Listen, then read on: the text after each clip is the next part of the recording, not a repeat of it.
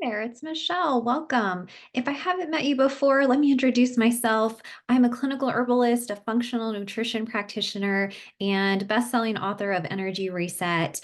And I help women who are struggling with anxiety, depression, with their mood and energy, and often chronic health issues to reset their nervous system, overcome trauma-based biology issues that are showing up as these chronic health problems. And I want to talk today about a topic that's really near and dear to my heart, and that is about how to use herbs to support your mood because I'm seeing a lot of interest in herbs and natural medicine, which is really exciting. But along with that, we want to know how to use herbs correctly to support our mood and energy. And one thing that is often happening is we might be using the wrong herbs in order to support our health, and we're not getting the results that we want. And so I want to answer a question today that maybe you've experienced. And this question is, herbs, can they actually cause anxiety for some people? Right? We know there are a lot of ways that herbs can support our mood and mental health. You might have reached for ashwagandha to help you sleep, or maybe reishi mushroom to help your nervous system stay calm and nourished, right? Maybe you use chamomile tea before bed to help your body relax. There are so many amazing ways that herbs can support our mood and in really specific ways. But what I want to talk about today is, can herbs actually cause anxiety in some people and in some situations? And the answer to that is yes, there are some herbs that for some people can be really the wrong herb and can actually increase anxiety. Let's talk about a few of those. The first one that comes to mind for me is rhodiola. Now, rhodiola is really popular right now because it is an adaptogen, and adaptogens are kind of a big thing, and they should be. They're pretty amazing. These are herbs that help to regulate our HPA axis. They help us to handle stress better. Many people find they might help with mental clarity or sleeping better, for example. And I love adaptogens, so I'm all for adaptogens. But what many people don't understand is that not all adaptogens are created equal, okay? So some adaptogens, like ashwagandha, for example, can be really relaxing, nourishing. Ashwagandha is almost a like sedating type of herb that can help with sleep, with mood when we feel anxious. It's GABAergic, which means it helps the body to produce GABA, one of those neurotransmitters that I'm always talking about that will show up as anxiety when we don't have enough GABA. But rhodiola is a different story. Rhodiola is a pretty stimulating adaptogen. So it's great for people who need some energy and some stimulation. They're maybe a little lethargic. Maybe athletes who are training really hard can handle some rhodiola. But for someone who's already experiencing anxiety, this overactivation of their nervous system, where they're really stuck in a sympathetic response of the nervous system much of the time, they will probably find rhodiola to be too stimulating and can even cause anxiety and even panic attacks in some people. I know an herbalist who actually was using rhodiola at one point, but she went through a really stressful time and some trauma even in her life. And then as she continued to try using rhodiola, it will cause panic attacks to come up for her. And that is due to its really stimulating and drying nature as well. I find that rhodiola can be very drying for some clients. So that's talking about the energetics of herbs, which is really important. I have a whole video on that you can find on my YouTube channel if you want to know more about energetics. But suffice it to say, unless you're someone who I described as really lethargic, maybe you have a lot of signs of dampness, and maybe you're an athlete, right? And you're in pretty good health and you need some more stimulation and energy to get those workouts in, you might do okay with rhodiola. But if you're someone who's struggling with anxiety, you're in that sympathetic response of the nervous system, I would not recommend starting with rhodiola.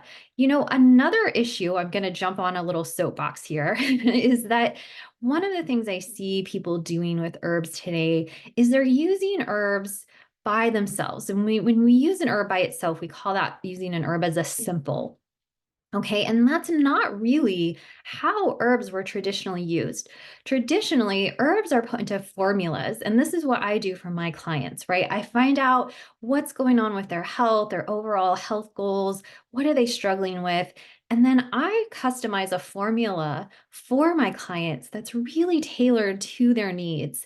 And so, in some cases, we might be able to use rhodiola in a formula for the right person, and we put in other herbs that help to balance that energy of the stimulating, drying nature of rhodiola so someone can handle it. But if you're taking 500 milligrams of rhodiola in a capsule by itself every day, that might just be a little too much stimulation for your nervous system. So keep that in mind if you've tried rhodiola and found that it was overstimulating, maybe causing anxiety, or you notice signs of dryness like dry eyes, dry mouth, and other signs of dryness, maybe dry skin.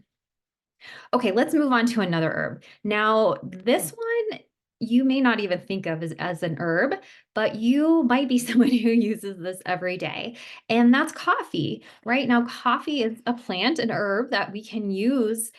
We can use it as an herb, and many people are using coffee. We know that coffee actually has a lot of really beneficial compounds that are part of coffee. It has a lot of antioxidants, it has a lot of polyphenols, but we also know that it has caffeine and some other things in there that make it really stimulating, right? So again, and we're often using coffee by itself. Some people drinking what, like 5, 6 cups of coffee a day.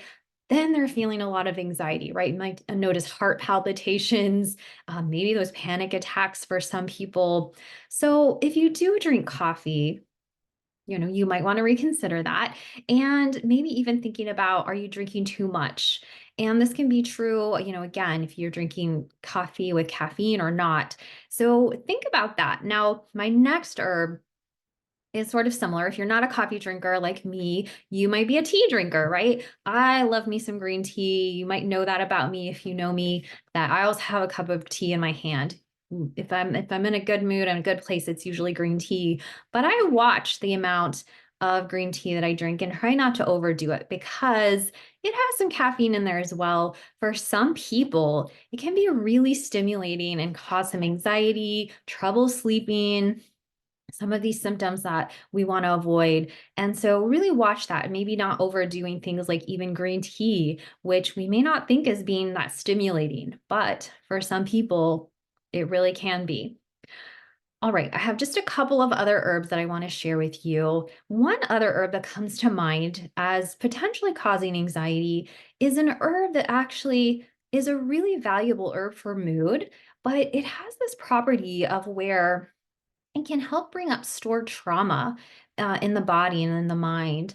And so, if we haven't worked with our nervous system response, created that felt sense of safety in the body with our mind body tools and working with our nervous system response, then this might be a little too much for some people who are on their trauma healing journey and find that this herb can bring up a lot of stuff. And the herb I'm talking about is mimosa. Okay, so mimosa can be a wonderful herb. Many people use it for supporting mood. I see it in a lot of formulas for supporting mood. And I would just caution you to be careful, right? As we bring up stored trauma, if we haven't learned how to recognize what's happening in our body, create that sense of safety and support as we're working through that trauma response, it can actually be a little overwhelming. So be careful with mimosa if you find yourself in that place. Now, I do want to mention one other category of herbs that I see being really popular today. And these are psychedelics, right? Like some of your psychedelic mushrooms and things that can bring up a lot of stored trauma. And this can have its place. Now, I'm not a psychedelic practitioner, so I can't really speak to this a lot, but I will tell you, as a trauma informed practitioner, I have a lot of people coming to me who recognize this trauma response happening in their body. Maybe they tried psychedelics and they found it didn't help them. And I think part of the reason is they haven't yet learned to really work with that nervous system response as stored trauma comes up, how to safely move through that trauma response. And so it becomes overwhelming. So just something to think about. I think with psychedelics, right, they kind of take us out of the body, right? We have almost this out of body experience versus really being able to start by knowing how to drop into the body, recognizing what we're feeling and experiencing in our body, and knowing how to support the body through those emotions and stored trauma that might be coming up. So if you haven't done that first, I would be wary about starting with something like psychedelics. I know they're kind of put out there like this magic bullet for working through trauma, but again, I've had several clients who tried this and it wasn't helpful. In fact, it kind of made things worse for them. So, those are really the top things I would be thinking about when using herbs and wanting to support your mood, and yet finding that, if you're in a state of stress and you're stuck in that sympathetic response, some of these herbs might not be the best ones for you to choose. There's one other thing to consider when you're looking for herbs to support your mood, and that's really your personal energetics, right? We talked about that a little bit when we talked about rhodiola, how it's very drying, it's very energizing and stimulating. And you have a specific energetics as well. And so it's important to match your energetics with the herbs that are going to work best for you. I've had a few clients who got anxiety from ashwagandha.